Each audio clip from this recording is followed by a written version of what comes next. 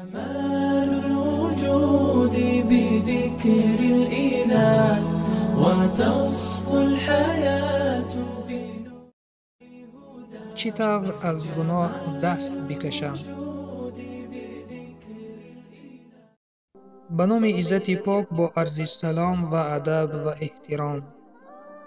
هرگاهی که میخواهی که گناهی را انجام بدهی، این آیت های پروردگار خود را به یاد آر. ألم يعلم بأن الله يرى. آیا نمیداند که خداوند او را میبیند؟ ولمن خاف مقام ربه جنتان. یعنی جنت برای کسی است که از جایگاه پروردگارش بترسد.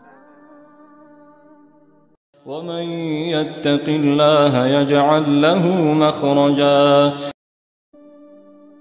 یعنی هر کسی از ترس خداوند تقوا پیشه کند، خداوند برای او راه خروج فراهم می سازد.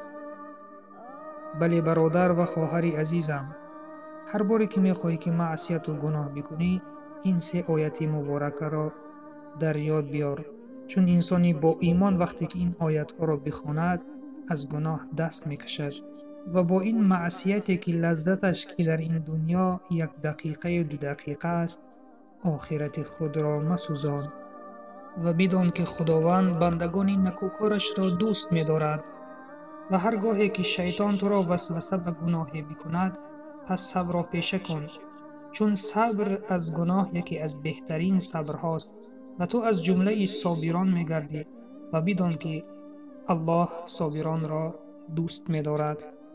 و سلام بر آن شخصانی که راه هدایت را پیشه گرفتند.